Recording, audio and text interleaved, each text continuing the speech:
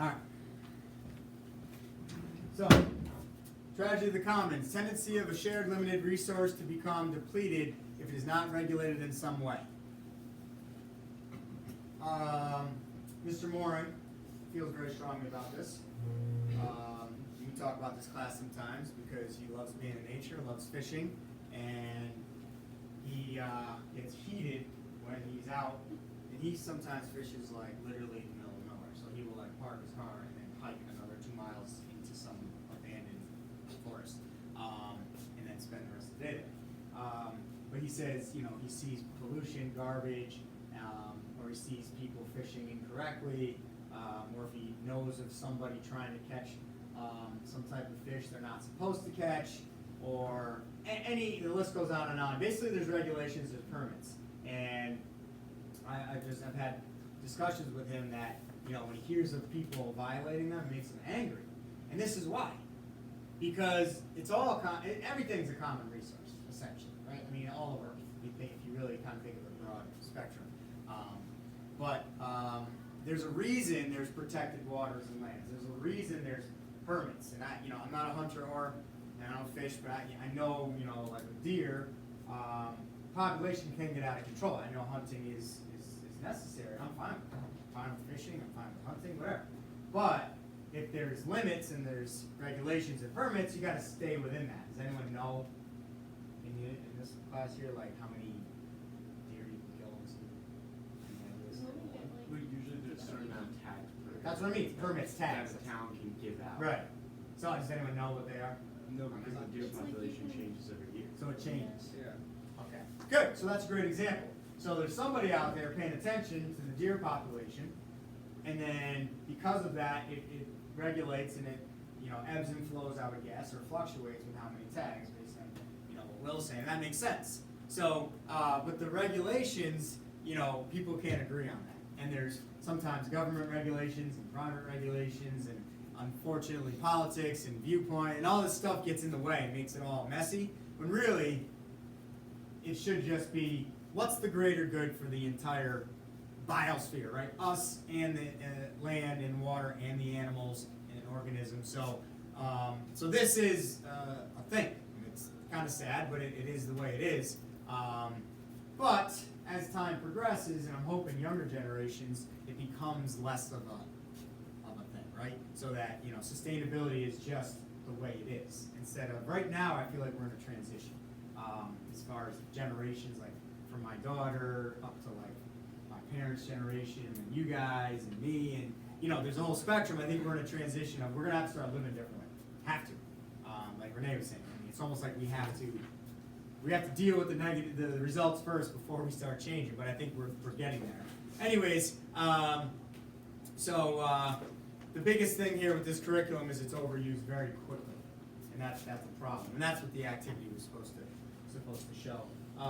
So I use an example of sheep.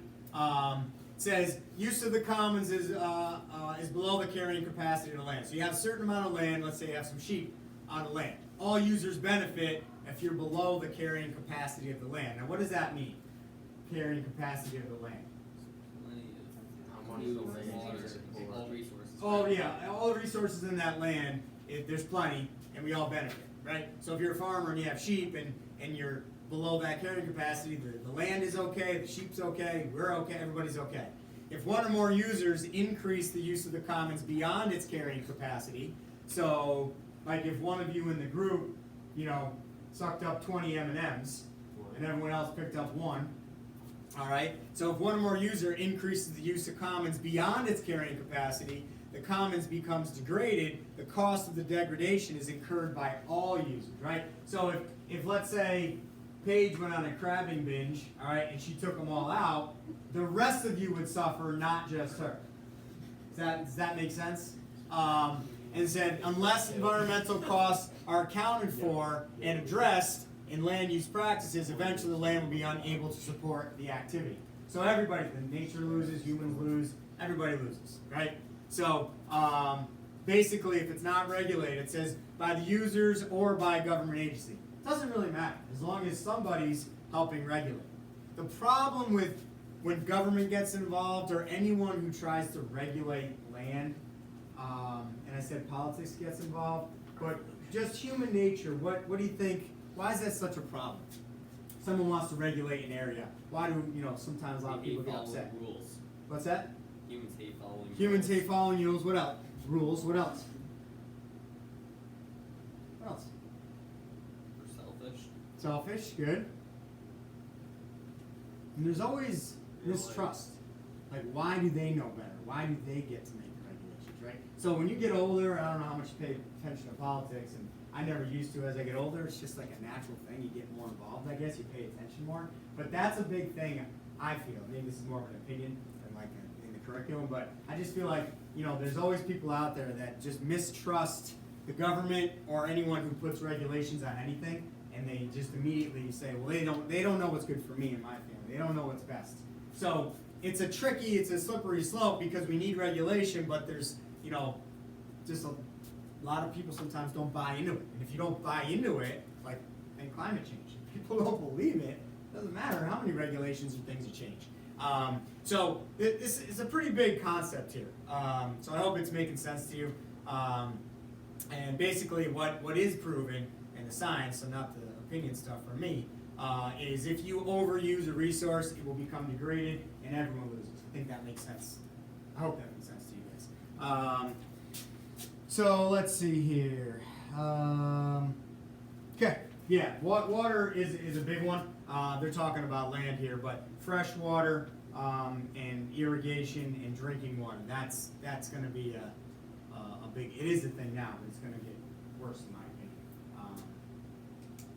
When we were talking about dispersal of resources, when we did populations, what often happens? If you have a population, if you think about our country, who uses most of the resources? A lot of people control. Middle class. No, I mean. Is it control a lot. a small percentage that controls most of the resources, or a large percentage that controls most of the resources? Rich people. Small percentage, right? The people that have the means, right? So that plays into this as well. All right. Externality. So just write the definition. Cost or benefit of a good or service that is not included in the purchase price of that good or service. Just write the definition now. I'll talk about it a little bit, then we'll move on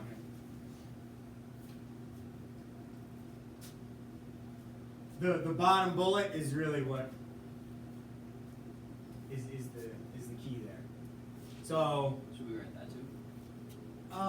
if you want, I'm gonna move on when I'm done talking here. But everyone's worried about the cost and how much money am I gonna make, or what's the bottom line, or what's the overhead? I mean, how much money do I need to put in to get this much money out?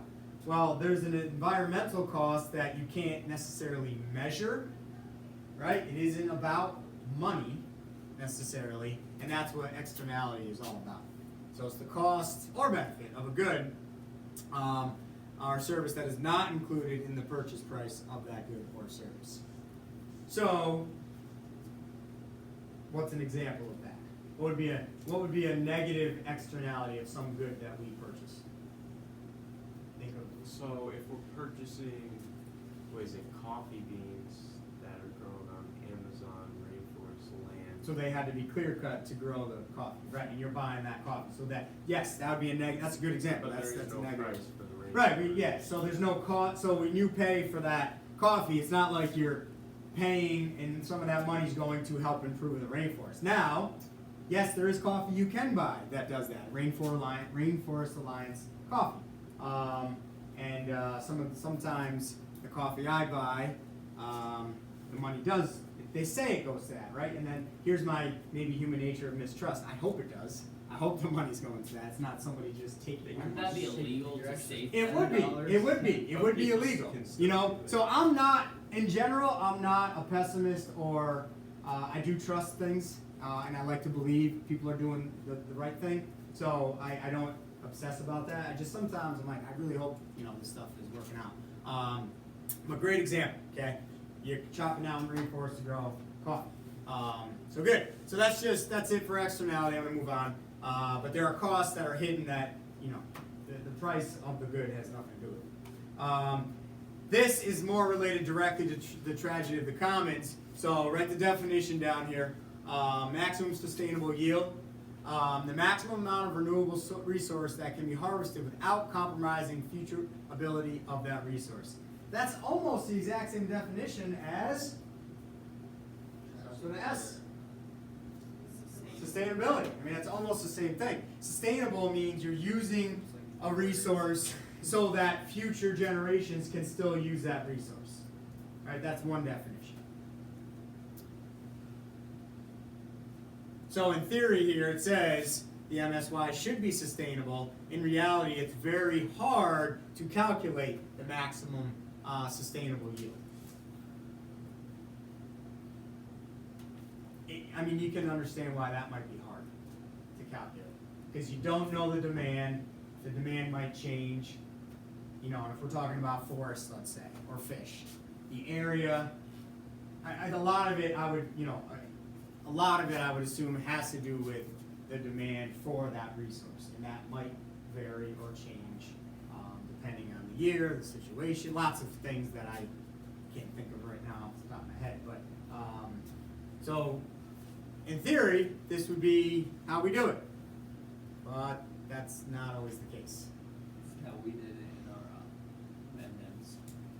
Yeah, so you guys here, Quinn's group, you did all right. Everybody would be okay. Your crabs would be okay. Water, natural resource would be okay. Yeah, and then we get called cheaters Yeah. for being okay. But we're the only ones alive, so Yeah, who's really so calling really us cheaters? Fair, yeah, fair Can't enough. call us cheaters if you're dead. Everyone so. else, yeah. You guys all caught up in winning. And winning's not That's the everything. whole It is point. everything. So Number one goal you won, right? this kind of looks like what? Bad.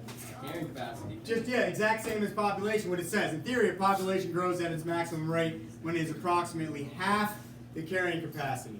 So that's the point of showing this is the steeper the slope. That's what this is explaining. That's when the growth is moving the quickest. That's about half. But it's very hard to calculate that. Very hard to calculate your maximum sustainable yield. So anyways, we're going to move on past that. The biggest thing here with this tragedy of the commons and what we're talking about today is it's very difficult, just in general, to get all humans on board with the idea that we can all help everyone do well. That mentality is very, very difficult to get an entire population to buy into.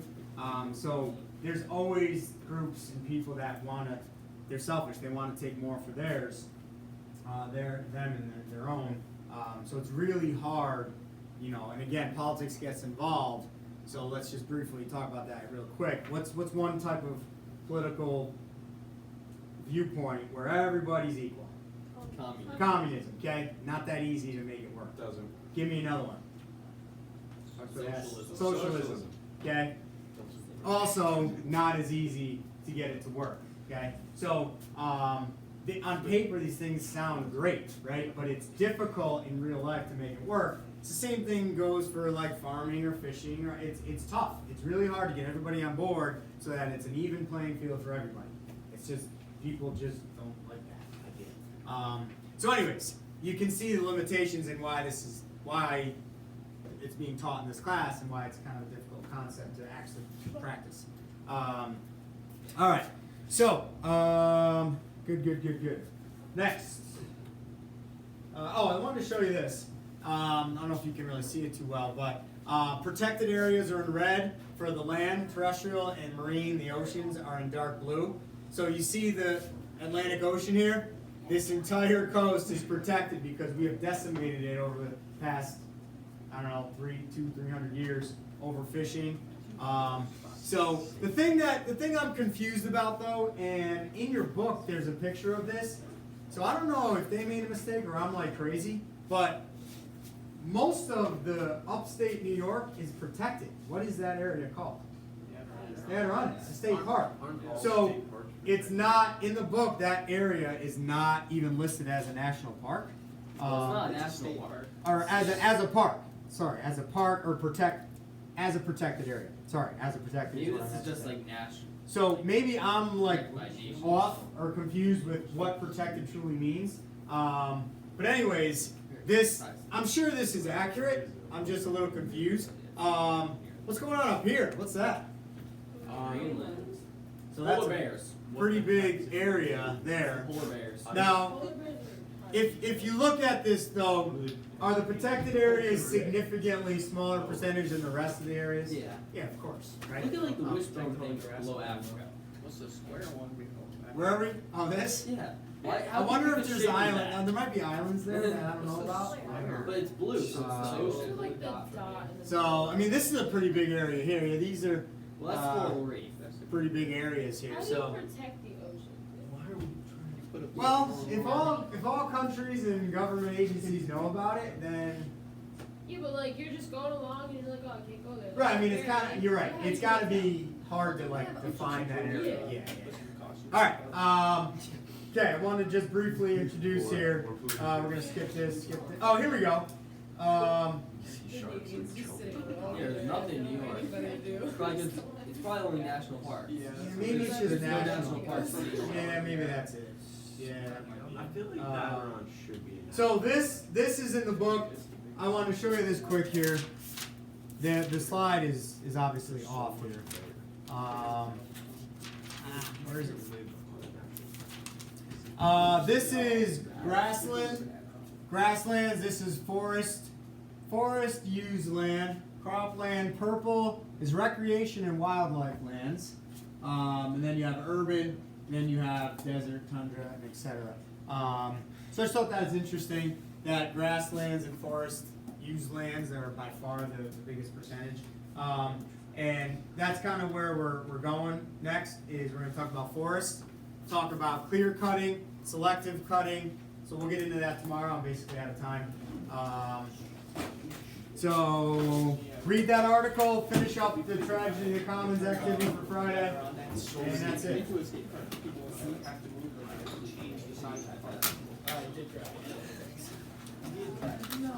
Mr. Yes, sir. People cannot live on state parks, right?